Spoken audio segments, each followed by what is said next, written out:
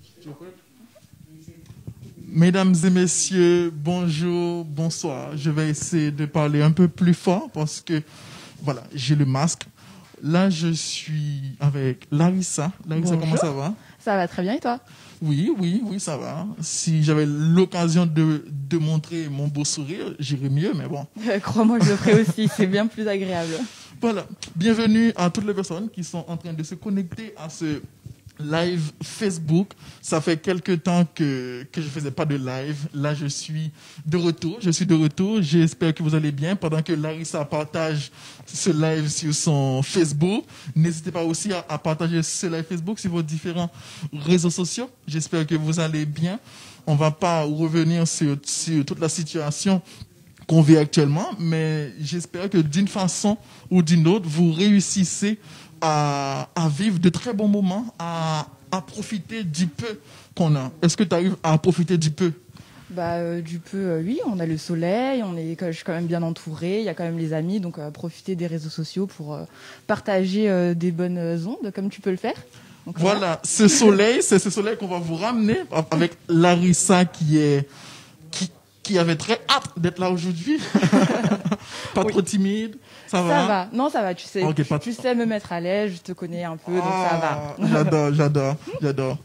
Aujourd'hui, on va parler de freelance.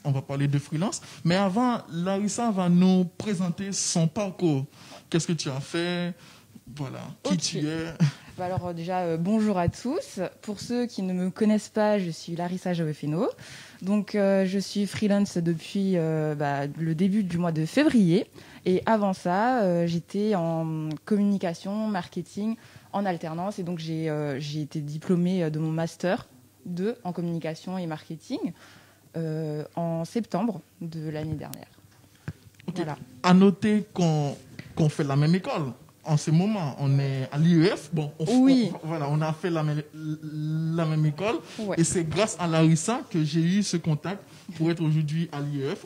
Aujourd'hui, je fais un Master 2 à l'IEF en marketing communication en alternance. Bonjour à mes collègues si vous me regardez.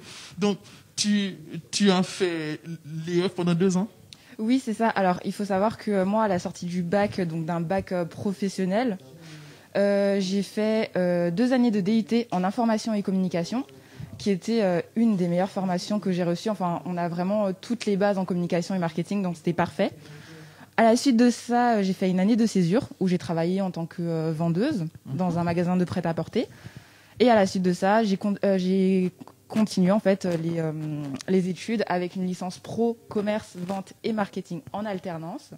Et ensuite avec le Master 1 et le Master 2 à l'IEF en communication, marketing et donc en alternance aussi, bien sûr. Ok. Et tu as pu faire 2 alternances dans 2 entreprises? C'est ça. Alors, il faut savoir que la licence, je l'ai fait en alternance, donc dans une première entreprise. À la suite de ça, il y a eu des couacs avec la première entreprise, donc l'aventure s'est terminée malheureusement, même si j'adorais cette entreprise. Elle a dû fermer ses portes. Et ensuite, j'ai intégré 2 autres entreprises. Donc, une première pour finir mon année de master et une deuxième pour commencer ma 2e année de master, en fait. C'est vrai qu'aujourd'hui, les gens, ils ont recours très souvent à l'alternance, qui est, je trouve que c'est un très bon moyen d'apprendre en entreprise, c'est un très bon moyen d'acquérir des compétences, surtout des compétences professionnelles. Toi, tu penses quoi de... Ah oui, non, mais totalement. Si déjà, moi, j'ai choisi la voie de l'alternance, pourquoi? Premièrement, pour la sécurité financière aussi, parce qu'il ne faut pas se l'avouer, être étudiant, c'est compliqué, c'est difficile. Et donc, si on peut être rémunéré, c'est un vrai plus. Mais en plus de ça, y a aussi l'expérience qu'on se fait. Et moi, je suis persuadée que c'est en faisant qu'on apprend le mieux. Donc, je voulais vraiment avoir cette expérience en plus et être sur le terrain pour voir directement comment ça se passe, quoi. Pour ceux qui sont en train de suivre ce live Facebook, on parle de freelance. Et freelance qui est tout simplement auto-entrepreneur. C'est ça, c'est le fait d'être auto-entrepreneur. Alors, il faut savoir que le terme est anglais de base, est apparu dans les années 70, si je ne me trompe pas, en France, et qui désigne tout simplement le fait d'être indépendant dans son entreprise, dans son activité. Et aujourd'hui, en 2019, ils ont recensé plus de 900 000 freelances en France. Ouais, c'est ça. Ouais, il y a une grosse hausse du freelance en France et je pense que ce statut-là attire de plus en plus, que ce soit les plus jeunes ou les moins jeunes, notamment moi personnellement pour la liberté que ça apporte, le fait de pouvoir choisir avec qui on veut travailler, dans quel domaine, etc. Et c'est aussi un moyen, en tout cas la micro-entreprise, le freelancing, de tester une première idée d'entreprise avant de prendre un statut qui est bien plus important. De nos jours, les freelances sont vus comme une ressource additionnelle, ponctuelle, qui, souvent, quand les entreprises ont trop d'activités, par exemple, voilà, on va faire appel à des freelances parce qu'on a des projets que nos salariés n'arrivent pas forcément à aboutir, ou on veut avoir aussi plus de compétences, parce que ça fait aussi, c'est une collaboration, c'est des partages de connaissances, de compétences. Oui, totalement. Et puis les entreprises qui n'ont pas forcément les moyens aussi d'embaucher un salarié à temps plein, c'est aussi très pratique pour eux. Et aussi, comme tu as pu le dire, s'il n'y a pas les compétences en interne dans l'entreprise, c'est bien de faire appel à un freelance ou à une agence. Et il faut savoir que les freelances, c'est quand même un peu moins coûteux qu'une agence de communication qui, là, va quand même bien chiffrer. À noter que j'avais un deuxième titre pour ce live, c'est oser faire le pas. Donc, on est en 2021, tout le monde sait ce qui se passe en ce moment. Tu viens à peine d'être diplômé. C'est ça. Et pourquoi ce choix de freelance ? Pourquoi ce choix ? Alors déjà, il faut savoir que moi, depuis très longtemps, j'avais envie d'être à mon compte. Mais après, la crise du Covid a un peu précipité les choses. Parce que à la sortie de mon master, donc master 2 en poche, avec quand même pas mal d'expérience, et je n'arrivais toujours pas à trouver du travail. Et souvent, j'étais confrontée à des recruteurs qui me disaient que j'étais trop jeune, que je manquais d'expérience, malgré mes 3 années d'alternance. Et du coup, je me suis dit, je vais créer ma propre expérience, et puis pourquoi pas me lancer, quoi. Ok. Et voilà. Et aussi, il y a aussi de l'incertitude dans ton choix. De la quoi ? Non, est-ce que tu as eu des moments de doute, d'incertitude, où tu te posais beaucoup de questions ? Ah oui, totalement. Je veux dire, maintenant je suis lancée, mais c'est quand même pas mal de mois de réflexion, de peur, de crainte, faut le dire, se mettre à son propre compte, mais qu'est-ce que je vais pouvoir offrir aux gens, ce genre de choses. Et puis il faut pas oublier aussi le syndrome de l'imposteur qui arrive très souvent malgré nous. Et puis voilà, le temps de regarder un peu ce qui se fait déjà sur le marché, comment on pourrait se positionner, comment avoir de nouveaux clients, si c'est viable ou pas, et comparer avec les autres statuts aussi, ce qu'il y a de mieux à faire. Et dans mon cas, c'est ce qui me semblait le plus simple, parce que quand on crée une micro-entreprise, ça reste très... en termes de financement, c'est zéro, quoi. Enfin, moi, en tout cas, pour mon service d'accompagnement en communication, je n'ai pas besoin d'un apport financier. Je pouvais me lancer comme ça. Créer sa micro-entreprise, c'est en quelques minutes sur le site de l'URSSAF. Donc voilà, c'était le plus simple et le moins risqué pour moi. Ok. On va revenir sur les démarches administratives que les gens peuvent faire, que toi, tu as pu faire aussi pour être freelance aujourd'hui. Je voudrais mentionner que tu es freelance en communication. C'est ça, exactement. Voilà. Communication et marketing aussi. Voilà, parce que de nos jours, on trouve aussi différents types, dans beaucoup de corps de métier aujourd'hui. Oui, c'est ça, exactement. Dans beaucoup de corps de métier, ça peut très bien être des graphistes, plus précisément. Ça peut être dans l'artisanat. Enfin, il y a vraiment de tout. Ok. Maintenant, qu'est-ce qui se fait en termes de démarches administratives ? Donc, si aujourd'hui, par exemple, quelqu'un qui vient à peine de finir décide de se lancer, quelles sont les démarches ? Donc, toi, quelles sont les démarches que tu as pu faire ? Alors, c'est très très simple. Dans la micro-entreprise, c'est vraiment le statut le plus simple aujourd'hui. C'est pas comme une SAS ou une SARL. C'est très très simple. Donc, il suffit de se connecter en fait sur le compte... De se mettre sur le site de l'URSSAF, donc autoentrepreneur.ursaf.fr. Et à ce moment-là, vous vous créez un compte. Et une fois que votre compte est créé, il suffit de suivre les démarches en ligne en fait, pour pour s'inscrire, quoi, inscrire son entreprise, pardon. Et à ce moment-là, il suffit d'une carte d'identité et d'un justificatif de domicile. Okay. Donc, en termes d'encadrement, parce qu'on va redire fraîchement diplômé, sachant que qui dit freelance dit avoir des contacts souvent, hein? Voilà, avoir des contacts. Donc, comment tu es encadré? Est-ce que tu as des gens qui t'aident? Est-ce que tu as des modèles? Tu as des gens qui t'accompagnent dans cette démarche? Il faut savoir qu'il y a pas mal d'organismes en fait, qui sont là pour aider les auto-entrepreneurs, notamment le Pôle emploi, parce qu'à savoir qu'aujourd'hui, je suis au chômage. Et donc, en étant au chômage ou au RSA, vous pouvez quand même bénéficier de vos aides et quand même ouvrir votre micro-entreprise. Donc ça, déjà, c'est très important et ça rassure aussi. Et après, du coup, il y a aussi d'autres organismes, comme par exemple NQT. Donc j'étais déjà suivie par cette association-là, en fait, pendant ma recherche de poste. Et il faut savoir qu'ils font aussi un accompagnement, en fait, pour tout ce qui est entreprise, etc. Ok, pour ceux qui arrivent sur ce live Facebook, on parle de freelance. Donc, Larissa est freelance en communication. Donc, on va aussi évoquer aussi différentes stratégies pour gagner en visibilité sur les réseaux sociaux. Je dis bonjour à Willem, je vois qu'il vient de se connecter, à Benjamin, à Thomas aussi, et d'autres personnes que je sais qui sont connectées. Bonjour, pas besoin de citer le nom des gens. C'est ça. On les salue tous.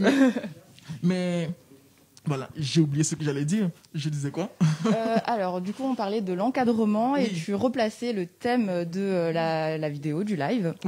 Oui, voilà. On disait qu'on va donner quelques stratégies pour gagner en visibilité sur les réseaux sociaux et surtout, par exemple, les personnes qui cherchent des emplois, qui cherchent des alternances, des stages, parce que de nos jours, on sait que le réseau, c'est LinkedIn. Voilà, c'est où quelqu'un peut très souvent ou même très rapidement trouver un emploi, et d'autres réseaux sociaux comme TikTok, Instagram, il y en a beaucoup. Et aussi pour les gens aussi qui font qui font du business, quoi, pour ouvrir une activité. Est-ce que tu peux évoquer en quelques mots les avantages et les inconvénients du freelance? Alors, les avantages, le plus grand avantage pour moi, c'est la liberté. Vraiment. On se gère, on organise son emploi du temps comme on le souhaite, on travaille avec les personnes qu'on veut, avec les projets qui nous tiennent à cœur et qui nous parlent aussi. Enfin, en tout cas, moi, c'était vraiment cet objectif-là et c'est pour ça que j'ai décidé de me lancer. Après, les inconvénients, forcément, c'est si tu n'as pas de contrat, tu n'es pas payé. Forcément. Donc il y a cette pression aussi d'avoir tout le temps des contrats, de trouver de nouveaux projets pour pouvoir se financer et pour pouvoir se rémunérer. Et après, le deuxième inconvénient, c'est qu'on n'a pas forcément de collègues. On est seul. Auto-entrepreneur, on est tout seul. On est face à soi-même. Donc ça peut être un peu compliqué aussi. Mais dans ce cas-là, moi, je suis très bien encadrée. Et il faut savoir aussi que je me suis lancée avec une amie qui est aussi une ancienne collègue. On a décidé de faire cette démarche-là à deux et ensemble. Tu veux la citer? Oui, Laura, si tu es là, je te fais de gros bisous. Bonjour Laura. Qui était mon ancienne collègue, justement, quand j'étais en alternance là-bas. Ok, donc, bon, on sait que dans tous les corps de métier, il y a des avantages, il y a des inconvénients. C'est vrai qu'il y a ce côté où si tu ne travailles pas, tu n'auras pas d'argent. Moi, à l'école, j'ai pu discuter avec des profs qui sont aussi en freelance, qui sont soit graphistes. J'ai une prof aussi qui est UX designer. Oui, je crois savoir, c'est Chloé, c'est ça, oui. Voilà, c'est ça. Mais c'est vrai que ces personnes, c'est des gens qui ont des années en entreprise, après aussi, qui ont choisi aussi de faire du freelance. Est-ce que ce côté expérience en entreprise comme salarié en CDD ou en CDI, est-ce que ça te manque pas? Alors personnellement non, ça me manque pas plus que ça. Après j'avoue qu'il y a la sécurité de l'emploi et de la rémunération forcément qui manque, hein. Ça je vais pas mentir, mais en soi non, pour le moment ce statut-là me convient totalement et j'ai hâte de pouvoir avoir d'autres contrats, d'autres projets sur lesquels travailler, quoi. Quels sont les projets que tu as pu monter, soit en tant qu'alternante ou soit en tant que stagiaire, qui sont dans la communication? Alors, il faut savoir que dans une des entreprises dans laquelle j'étais, donc on était dans l'import et l'export de spiritueux. Donc là, il y avait la préparation du salon EGAST, donc qui est quand même un grand salon à Strasbourg. Voilà. J'ai travaillé pour un restaurant dans ce salon. Voilà, moi j'étais à ce salon-là, donc il fallait l'organiser. Voilà. Après, il y avait aussi le fait de lancer un nouveau produit en France, donc il fallait faire toute sa communication, stratégie de lancement, quoi. Et dans cette entreprise-là, il y avait beaucoup de... C'était une toute nouvelle entreprise, donc il y avait beaucoup de cadrage de l'entreprise, de stratégie, de marketing, de veille concurrentielle. Après, il y a aussi eu également, dans la dernière entreprise dans laquelle j'étais, la journée Speed Meeting Pro, donc à Tourissimo, que j'ai pu aussi organiser et que j'ai adoré. Et là, en fait, c'était des prestataires de loisirs qui venaient expliquer ce qu'ils proposaient justement aux entreprises qui organisaient des sorties pour leurs salariés. Aujourd'hui, si une entreprise veut accroître de la valeur ajoutée, je pense que cette entreprise doit faire appel à un freelance. Là, je serais plus... je nuancerai. Je t'écoute. Parce que justement, s'il y a les compétences en interne, il ne faut pas hésiter justement à challenger un peu ses salariés, je pense. Et justement, ça peut leur donner un nouvel objectif, un élan aussi, et les motiver pour autre chose. Après, s'il n'y a pas les compétences en interne, oui, il vaut mieux voir quand même avec des professionnels qui sont bien plus expérimentés dans ce domaine-là. Encore 10 minutes et après, on va finir. Salut Ghislain. Ça passe vite. N'hésitez pas à... Oui, il est déjà 17. À partager ce live Facebook. Selon toi, donne-moi 2 qualités d'un bon freelance. L'adaptabilité et la patience. Ok. Adaptabilité, pourquoi? L'adaptabilité parce qu'il faut s'adapter aux clients, aux demandes du client. Il y a des choses qui viennent en dernière minute. Il y a des choses que le client ne nous a pas forcément dit dès le début. Et donc, il faut savoir être réactif et s'adapter en temps et avec les moyens qu'on a aussi. Parce que si on a un client qui veut faire une bannière Facebook, mais qui a certaines problématiques et qui ne vous informe pas de tout, de toutes ces contraintes à lui, forcément, si on envoie le résultat final et qu'il me dit « Ah non, c'est pas bon, mais il me la faut pour aujourd'hui », voilà, il faut savoir rééquilibrer les choses et s'adapter au plus vite, quoi. Et en gestion de projet, on appelle ça agilité. Voilà, exactement. Voilà, j'ai bien appris mon cours. Hein. Je vois ça. Donc, tu as parlé de patience aussi. Oui, la patience. Après, je pense qu'il faut être... j'ai dit patience, mais de manière générale, très à l'écoute avec son client et de la patience parce que oui, le temps au début de se connaître, de vraiment déterminer ses besoins et aussi déterminer ses besoins et ce dont il a vraiment besoin pour lui offrir l'offre dont il a vraiment besoin et pas autre chose et pas tomber à côté. Et la patience aussi parce que forcément, on en apprend tous les jours en étant freelance, que ça soit dans l'administration pour tout ce qui est les impôts, ce genre de choses. L'administration, de manière générale, en France, il y a beaucoup de choses à apprendre. Et même en termes de compétences, on apprend toujours de nouvelles choses. On est toujours défié, entre guillemets, un peu par les clients. Okay. Et là, tu en es où en termes de projet? Donc, est-ce que tu auras un site internet? Tu auras un nom? Est-ce que c'est Larissa Production? Je ne sais pas, mais quelles sont tes avancées dans ce domaine?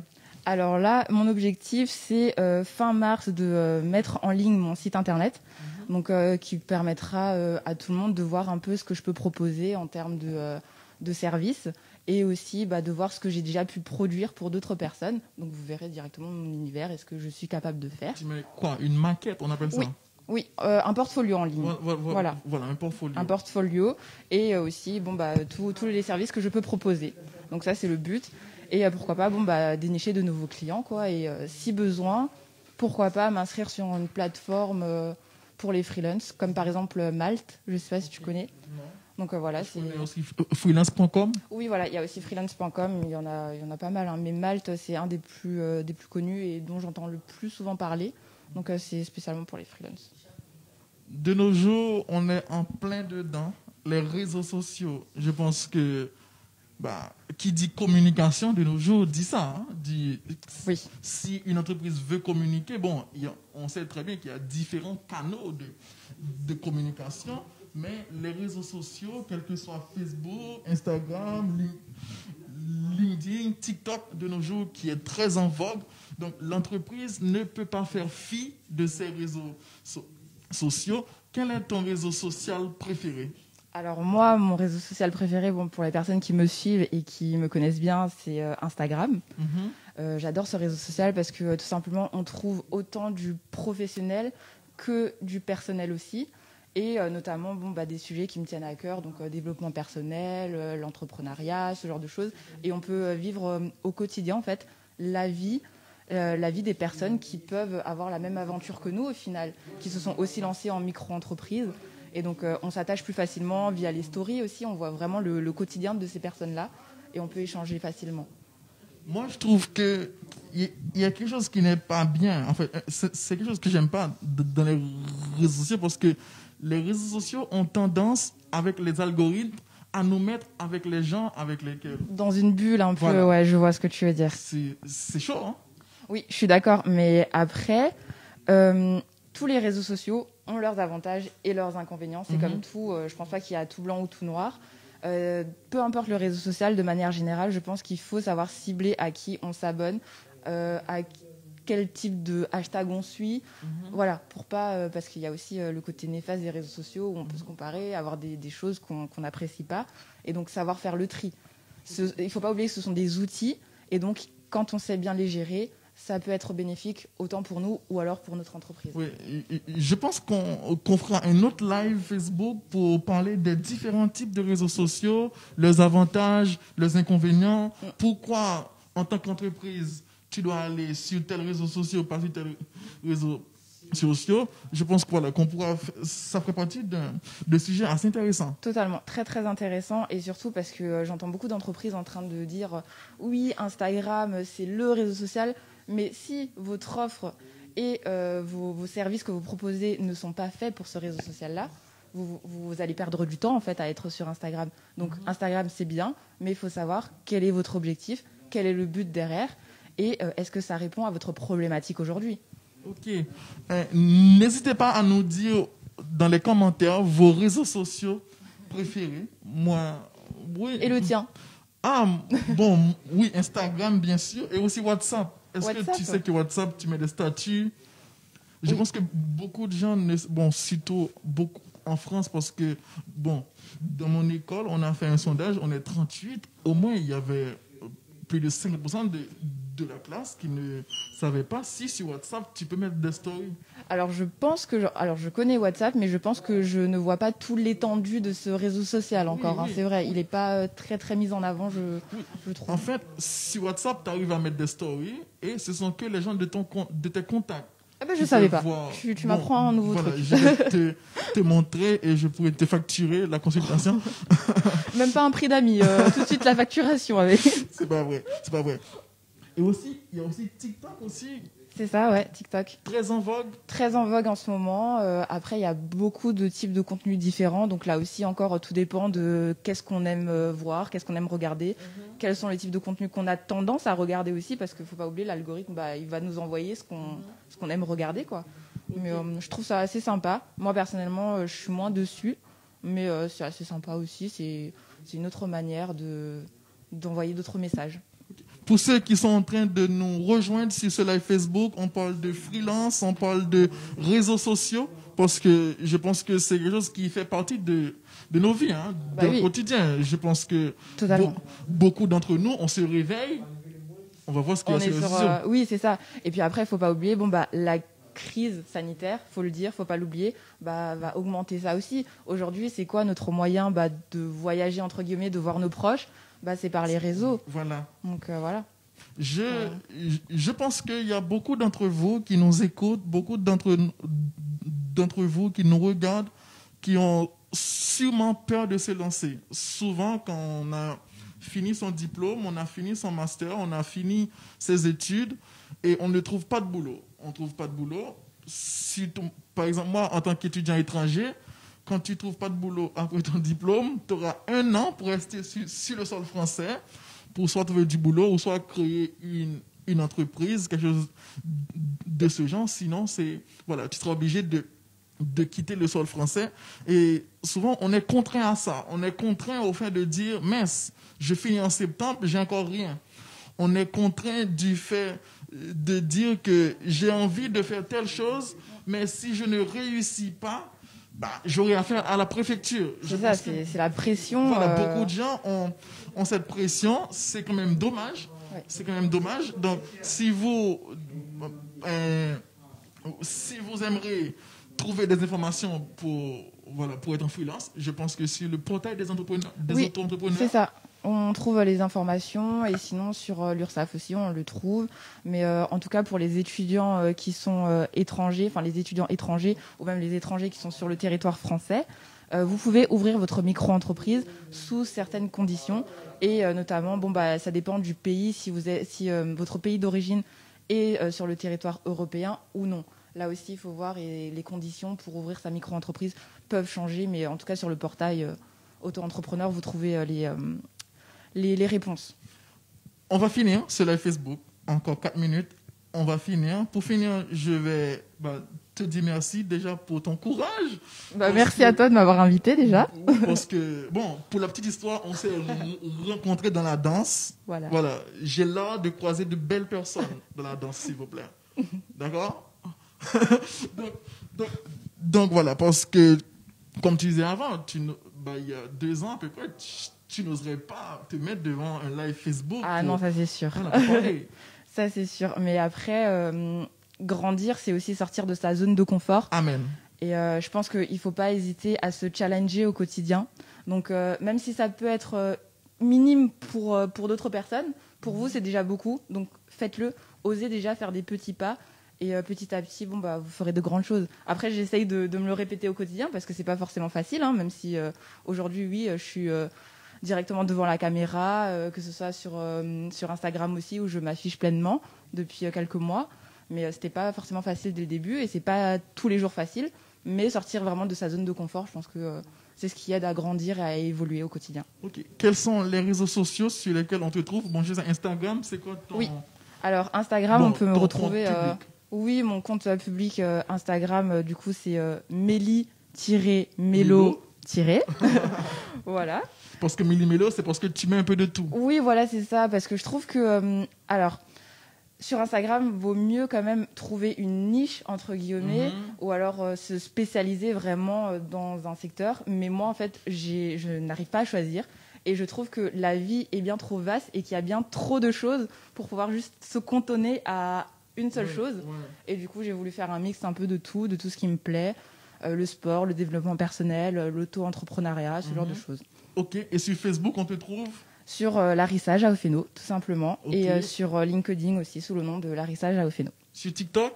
Sur TikTok, je suis au nom de Méli-Mélo, mais pour le moment, je ne suis pas très active dessus. Voilà, elle n'est pas encore prête à danser sur TikTok. Elle veut encore des cours. Oui, exactement. J'attends les cours de salsa avec Josué. Moi, mon Instagram, c'est Jojo s'exprime de Happy Man. Voilà, parce que au jour le jour, j'essaie de donner cette image qui est tout à fait vraie. Tu le donnes pas, tu l'incarnes carrément. Voilà, d'incarner l'image d'un passionné de la vie, parce que je ne crois pas dans la fatalité. Je crois qu'un beau jour, on verra le bout du tunnel. Je crois ça. C'est ça. Voilà, merci encore. Merci à François, mon technicien, voilà, qui est là, qui est toujours là. Merci, franchement, ça me fait beaucoup plaisir. Et merci à chacune de ces personnes qui ont suivi ce live Facebook, qui vont encore le suivre, parce que ce live va rester sur ma page Facebook et Larissa aussi pourra, je vais le partager. Voilà, repartager ce live. Et tu veux dire un dernier mot? Un dernier mot, tout simplement merci aux personnes qui ont regardé. Et merci pour cette opportunité, Josué. Et encore une fois, je suis sortie de ma zone de confort. Voilà. Okay. Et un petit mot aussi pour toutes ces personnes que je n'ai pas pu contacter depuis quelques temps. Vous êtes dans mon cœur. Vous avez une place spéciale dans mon cœur. C'est vrai que pour répondre sur différents réseaux sociaux. Et ce week-end, c'est mon anniversaire. Le 12 mars, j'aurai 18 ans, non. Menteur. J'aurai 27 ans le 12 mars. Et voilà. Donc, le prochain rendez-vous, peut-être dans 2 semaines, je vous tiendrai au courant. Merci à vous. Bon dimanche et gardez foi. Et soyez courageux. Bye bye tout le monde. Salut. Merci.